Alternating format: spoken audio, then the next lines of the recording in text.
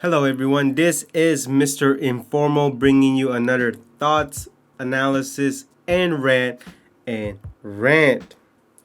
Boy, we have the big one in the Android side, especially in the mobile phone industry.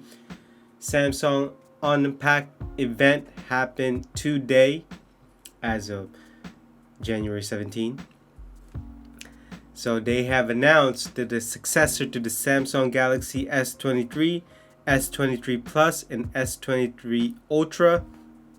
Now it is the S24, S24, and S24 Plus, and S24 Ultra. Well, now all I can say is it was underwhelming. Well, you know what? I'm gonna give you my thoughts, analysis, and rant right now. Starting with my thoughts. Terrible, underwhelming, almost like a copy and paste, copycat, whatever you want to call it. If you have an S23, like I do, I am using the S23 model, the base model. Don't even upgrade at all. Don't even upgrade. And if you do, it better be a good deal or you're getting it for free. You know what? What I mean by a good deal is that if you're only going to pay $100 or wherever you are, or 100 Canadian, or the upgrade fee is small, or you know what, you don't have an S23, you're probably upgrading from a S22. But at the same time, like I said, if you have an S23, don't even get this phone at all. Don't. Well, I mean, I'm gonna go through the reasons why you should not get an S24, especially if you have an S23. It's underwhelming. Samsung did not innovate. All they talk about is software based, but that can be done with any phone basically, especially if you have the right coders, programmers to actually put it on a smartphone, on their Galaxy phones. Heck, software these days can be put on any hardware. But if we're talking about the hardware itself, especially in the S series, it all comes down to the hardware. But in any case, terrible, underwhelming. Don't even buy this phone. That is my thoughts.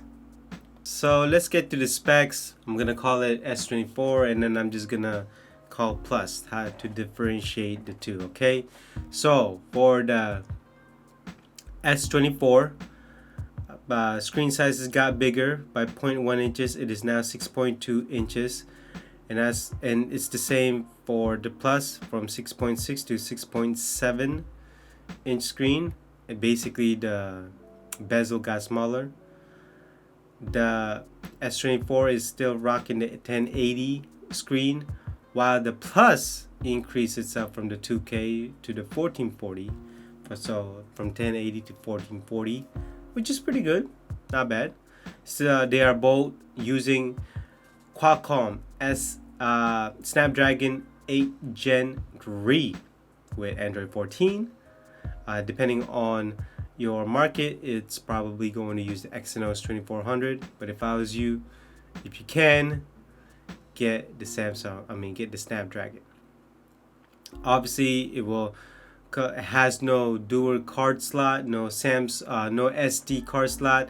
The storage is still the same: 128 8 gig, 256 8 gigs of RAM, and 512 8 gigs of RAM on the 24, while the Plus has 256 12 gigs of RAM and 512 12 gigs of RAM. The camera, lens, and optics are the same from the S23. 50 megapixels f1.8 with dual pixel phase detect OIS, 10 megapixels f2.4 telephoto with phase detect and OIS, and 2 times optical zoom, same as the S23. 12 megapixel f2.2 with super steady video. It can shoot 8K for both of them, 8K 24 and 30 frames per second, 4K 30 60 frames per second, and 1080 30 60 to 40 frames per second. You can also use gyro EIS or electronic image stabilization And then on the front, 12 megapixel f2.2 wide dual pixel phase attack autofocus. Can shoot 4K 3060 frames per second and 1080 30 frames per second. Can also do dual video call. It does have stereo speakers, no headphone jack. The audio quality is 32-bit, 384 kilohertz. I mean, whatever that means. Tuned by AKG, Bluetooth 5.3, Wi-Fi, ABG, and AC6E. And then it has NFC. It has no radio, but it does have a USB-C 3.2. That means that it DeX should work. I want to make sure, because I know some people there care about DeX. Yes, it does have fingerprint scanner under the screen. And yes, it has Samsung DeX. It also supports wireless DeX. And then here's a good one. So the S24 increased the battery life from 3900 to 4000 milliamps battery, which is pretty cool. Increase of 100 milliamps. And then the Plus increased by 200 from 4700 to 4900 milliamps battery. S24 has 25 watts of charge, while the Plus can have 45 watts of charge via wired. The build can power up to wireless charge up to 15 watts. And then the new colors are onyx black, marble gray, cobalt, violet, amber, yellow, jade green, sandstone orange, and sapphire blue. And the prices stay the same. $800 for the S24 and $1,000 on the Plus. So let's talk about the analysis. Well, I mean, recent news is that more than half of mobile phone sales is now Apple products. And now that's even going to increase because of the S24 and S24 Plus lackluster of innovative hardware. Look, I mean, the price is just the same, but the only difference is probably plus 100 or plus increase a little bit in the battery. I mean, same price hasn't changed, and after that, it's all software. I mean, that's about it. I mean, there's no change in design. It's still curved. I mean, what they made the bezel useless. But in terms of the market share, honestly, it's not going to increase. It's probably not going to decrease in terms of the Samsung side. Most likely overall, in terms of Android devices, they're probably going to lose market share to Apple. Again, because Samsung is basically the biggest seller of Android device. And not only that, I would not be surprised if Samsung also put these phones on a discount after a month. Yes, you heard me. After a month, they're probably going to put it in a discount to actually have customer buy these devices. Also, they will also do in a Samsung website or Samsung stores. Will also do on a huge discount when it comes to upgrade. Meaning, how much can you get for your S23 to upgrade to S24? They're probably going to give a big, huge promotions. And don't be surprised if a lot of Samsung employees get laid off in their mobile sectors. And also, Samsung is going to blame inflation, consumer not buying, or the mobile industry have plateaued. That's what they're going to say, even though it's a lie, just to cover up their lackluster presentation. Because in the end, it was all AI or software based. And so the consumers is going to take notice of it. And again, most likely most people who have the S23 are now going to upgrade to the S24. And the people who want to upgrade from S22 or S21, they see a big, huge discount on the S23 and they'll get the S23 instead. On to my rant. Okay. So number 1, same storage. Why are we still 128? Why are you not offering 256 gigs? 128 should just be removed in all options. Number 2, same camera, optics, or lens. I don't understand it. Why are we still on to this? I'm pretty sure they have not updated their software in terms of the camera software. Number 3 is really 0.1 size bigger? Really? Number 4 or 5, I don't know, I can't remember, is what's with the boring design lately? I mean, seriously? I mean, I feel as though the design of this is so bland. This is basically like Samsung iPhone. No, I'll give credit where it's credit due. 200 milliamps, they increased the battery a little bit.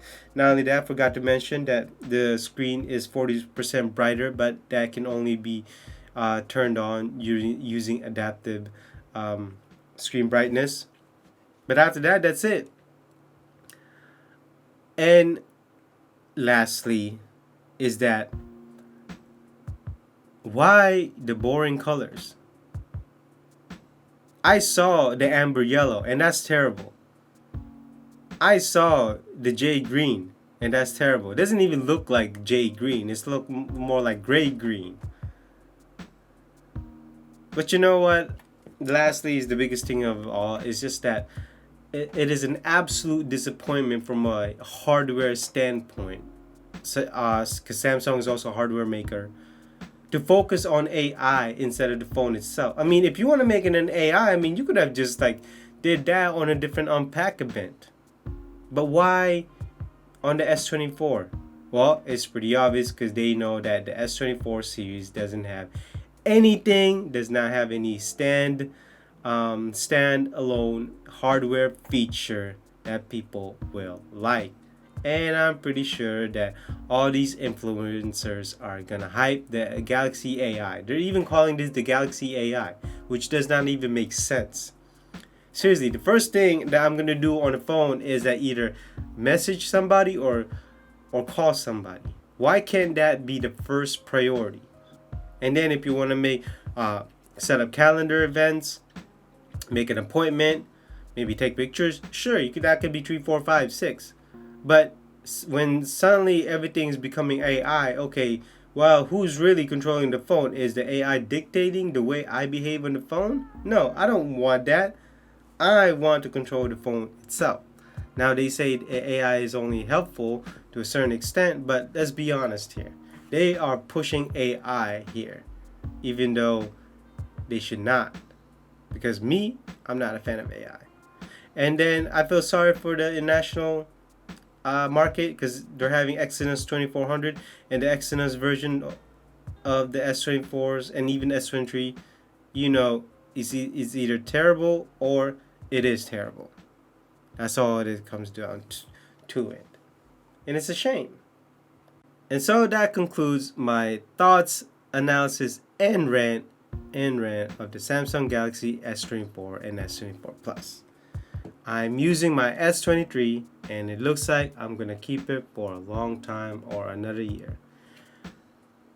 Because the S24 and the S24 Plus is not worth the upgrade. It is not worth anything at all. If you are going to get this phone, again, your upgrade cost should be small. It should be less than $100. Number 2 is you're coming from an S20 or an S21. I mean, that's it.